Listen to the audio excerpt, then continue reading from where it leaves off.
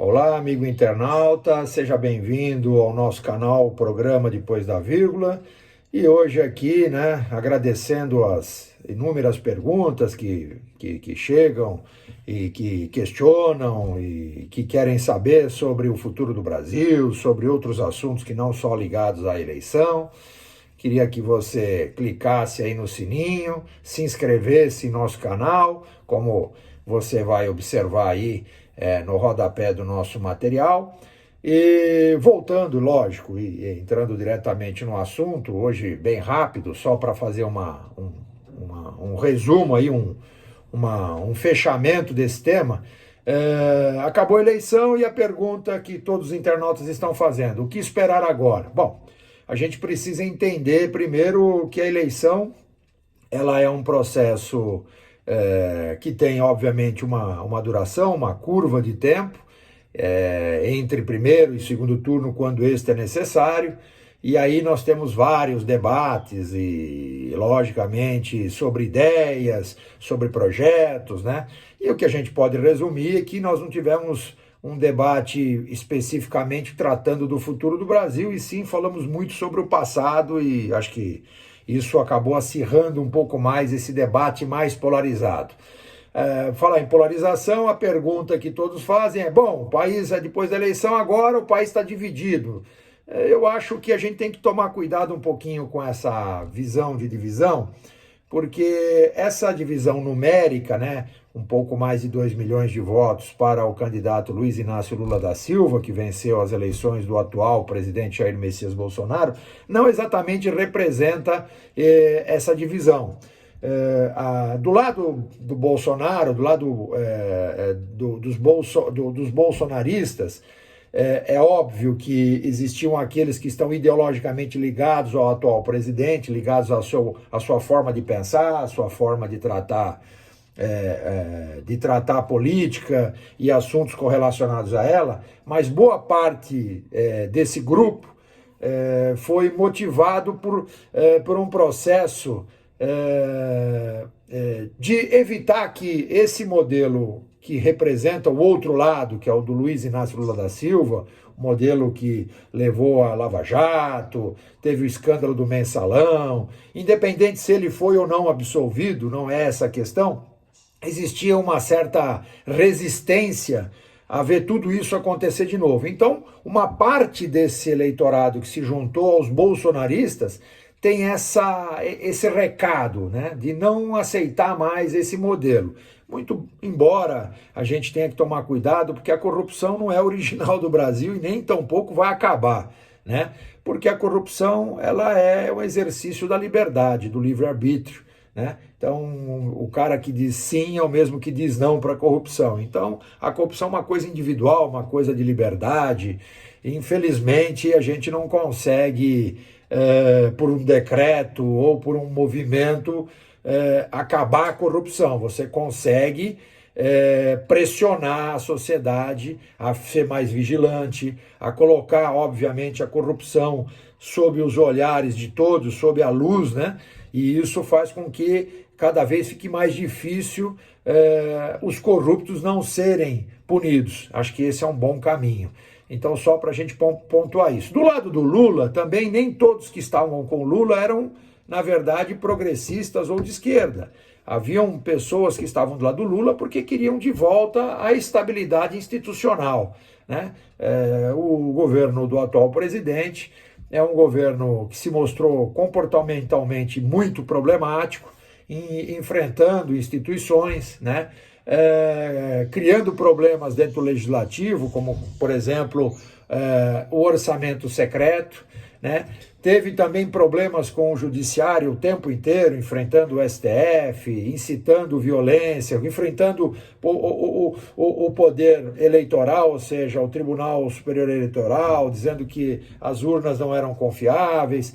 Então, essa instabilidade institucional, criando o ambiente de que o povo tinha que andar armado, porque essa é uma opção de liberdade, olhando um pouco o que acontece lá fora, principalmente no modelo americano, do porte de arma. Isso meio que criou um ambiente de esgotamento e a sociedade que se juntou ao Lula nesta eleição, né, nesse movimento eleitoral, não é exatamente alguém que concorda com a ideologia progressista e a visão de mundo daqueles que estão ligados ao Luiz Inácio Lula da Silva, vencedor desta eleição. E sim aqueles que disseram não e viram desta forma uma forma de impedir a reeleição do atual presidente. Então, acho que aqui a gente já coloca aí um certo caminho para essa chamada divisão que ela não houve. Se você olhar com certo critério, houve o quê? O movimento de se juntar cada um para um grupo, né?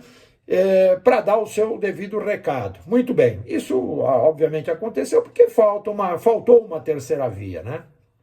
Alguns problemas que levaram a tudo isso é a pauta institucional, poder legislativo, executivo, judiciário, e esse é um novo desafio para o atual governo. Esse é um desafio que vai invocar, né, tudo que o Lula, né, e o PT aprendeu ou não com tudo que vem acontecendo desde 2014, né, com o impedimento da ex-presidente Dilma Rousseff, com a falta de humildade na hora de entender que o governo, aqui no Brasil, o presidencialismo é um presidencialismo de coalizão. Aliás, o mesmo erro que cometeu o Lula, cometeu também o Bolsonaro, e por isso o surgimento violento aí do tal do orçamento secreto, porque foi franqueado aí a um grupo que apoiou a permanência do presidente, que não deixou que houvesse um impedimento, ou seja, um movimento de impeachment ainda no seu governo,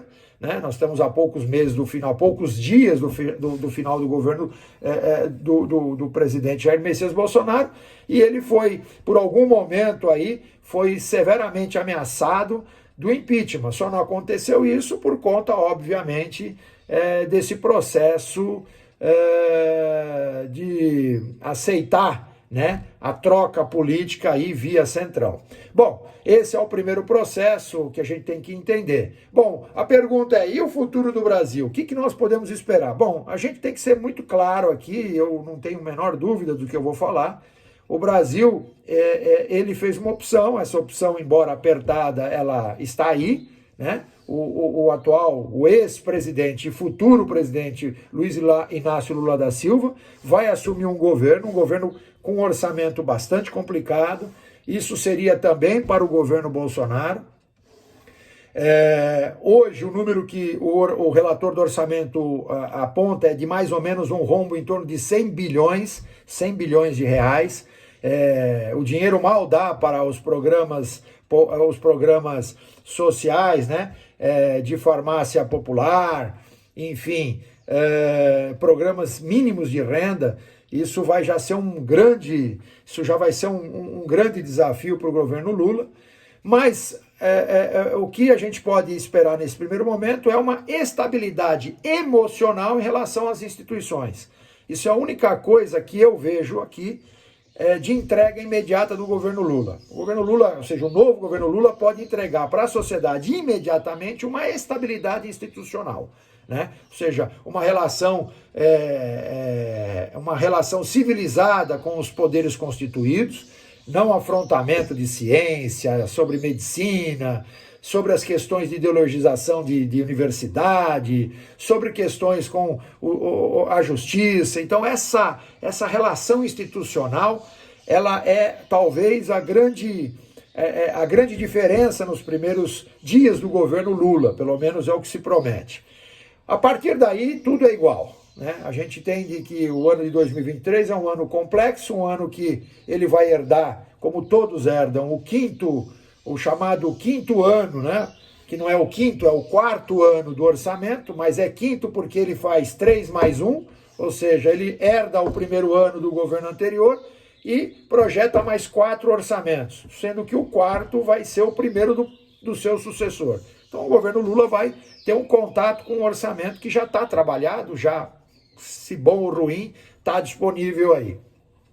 Acho que o primeiro movimento, e aí temos que ver se houve uma aprendizagem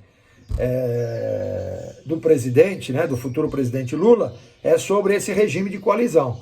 Então não adianta negar o Centrão, não adianta negar os partidos que ficam disponíveis para o poder, porque esses partidos estarão lá né, para fazer a moeda de troca. Então seria muito melhor que o governo entendesse o papel desses partidos já agora, desde o início, e fizesse um regime mais suave de transição, no sentido de que a gente não tenha que lá na frente fazer uma troca que levou o orçamento secreto, que levou todo esse absurdo que nós estamos vivendo nesse momento, e que não será diferente no governo Lula se ele não fizer isso. A equipe econômica, que será o último tema que eu vou debater nesse breve, que não é tão breve, já tem 10 minutos, né? Preciso me policiar um pouquinho com isso, pessoal. É sobre a equipe econômica. Então, a equipe econômica muito aguardada, o Meirelles não será o ministro, como alguns imaginavam, isso deu um certo impacto num primeiro momento, aí logo no dia 3, no dia 1º, né? Houve um clima ali na Bolsa. Aí o mercado entendeu que o governo vai procurar, né, o Lula, né, o futuro presidente vai procurar um arranjo de mercado, é o que se espera, para que a gente possa ter uma pasta de economia que seja menos política, porque o atual ministro da Economia, o Paulo Guedes, ele se politizou ao longo da curva do tempo da gestão do presidente Bolsonaro, subiu no palanque, né? Deixou de ser uma pessoa técnica, e isso complicou substancialmente a gestão da sua pasta. Ao final, fazendo inclusive todas essas concessões absurdas, enfim, chegou a quebrar a Constituição, mexeu no teto de gastos, bom, enfim. Se suspeita também que uma das opções do governo Lula é ter um ministro político na pasta econômica. Este que vos fala vai já de antemão dizer, não sei quem virá aí, será um desastre. Acho que não dá para ter um político sentado numa pasta tão importante quanto essa. Então, vamos ver o que temos pela frente, vamos aguardar os acontecimentos. Espero que esse novo governo tenha uma visão de construção ou de reconstrução e, fundamentalmente, entenda o recado das urnas, se a gente pode chamar de metade mais alguma coisinha que levou ele à eleição, levou ele a vencer a eleição, essa metade mais alguma coisa tenha suado na mente dele como uma resposta a evitar o que houve nos últimos anos do atual governo. É isso que se espera, né? Então, portanto, não tenham grandes esperanças econômicas. Não, a gente vai discutir isso num outro vídeo, a gente só quis dizer um pouco sobre o pleito eleitoral e sobre as expectativas, né, sobre essa questão institucional e de formação de ministérios.